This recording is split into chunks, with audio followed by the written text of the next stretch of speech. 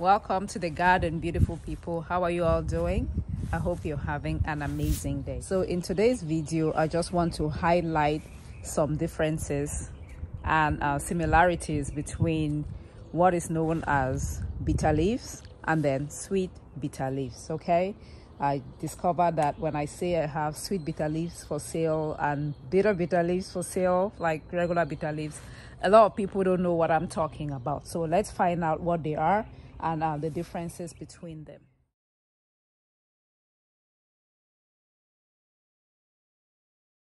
Okay, so here is bitter leaves. Like when they say bitter leaves, this is usually what they're referring to. And let's see, just note how the leaves look like. So you would see that the bitter leaves have somewhat of a woody stem. See, the stem is kind of woody, and the leaves can be this shape. They can be different shapes, but the woody stem is one major difference, and the leaves are like rougher. It has a rougher texture compared to the sweet bitter leaves, which I'll show you in a second. And as far as taste is concerned, these are very bitter. Okay, they are bitter, that's why it's called bitter leaves. The scientific name for this, the bitter leaves, is Vernonia amygdalina.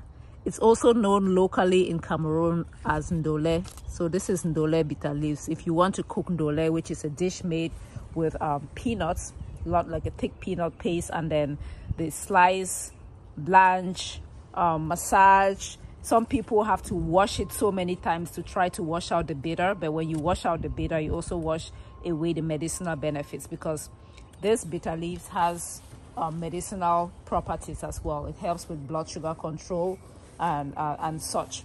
So that's Vernonia amygdalina or Ndole bitter leaves. Okay, you usually have to blanch this before you use in cooking. Now let's look at the other type of bitter leaves known as sweet bitter leaves. I have some right here. I'll show you. So this is sweet bitter leaves. Okay, I should bring a leaf from the other side so we can compare. Hang on, let me grab a leaf so we can compare. All right, so we're back here. So this right here is what is known as sweet bitter leaves. See, it's different from the other one. The other one had like a woody stem. This one does not have that kind of a woody stem.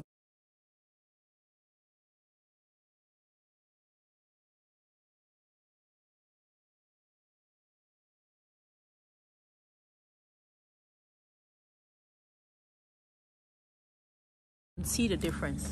So this is bitter leaves, and then this is the sweet bitter leaves. Now as far as taste is concerned, it's called sweet bitter leaves because this is not bitter. This is not bitter. Actually, it has like a sweet taste to it. It's more tender than the bitter leaves. This is more tender, and you can just slice and cook this without having to blanch and wash and do all the other jazz that you do with bitter leaves to make it edible. So a lot of people like this one because you can use it in much of the same recipes, but you don't have to prep it as much. So yeah, that's Vernonia hymenolepsis. That's the scientific name. When you know the scientific name, you can do your research and find out all about the properties, how to cultivate and such. This is sweet bitter leaf seeds. See how tiny they are? So that's sweet bitter leaves. And then over here is the bitter leaves, like bitter leaves. So the seeds are like feather-like. So bitter leaf seeds. Let's look at them side by side. This is bitter leaves, and then sweet bitter leaves.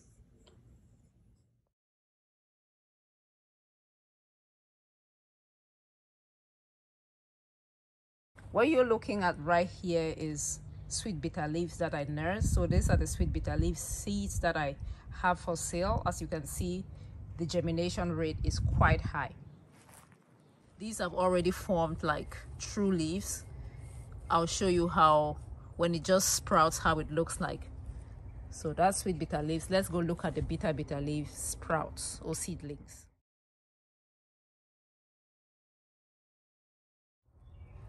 So I nursed the bitter leaves over here. This is Vernonia amygdalina. You can see it has formed its true leaves already. So you can definitely start the bitter leaves, so the bitter leaves from seed, or you can start from cuttings. This is the bitter leaves I started from cuttings. So I just harvest and then put the stem back into the earth. You can see it's already picking up. See, definitely you can start it from cuttings. The ones I have in containers over here, I started from cuttings, stem propagation. So that's Vernonia amygdalina. You can definitely grow it in containers, as you can see. See how well this is doing in a container. So I do it in a container, my bitter leaves, or I have them along the fence over there. And they keep coming back year after year after year after year. So it's something that once you have for a very, very long time. Let me show you my bitter leaves. See, along the fence, all the bitter leaves. Here's another one. It will come back. It looks like it has dried off, but if the roots are still alive, it survives even icy situations. If you cover it up well, you can always have bitter leaves. So yeah, I wanted to share that with you. If you found this video useful, definitely give it a thumbs up and let's chat in the comment section. Bye.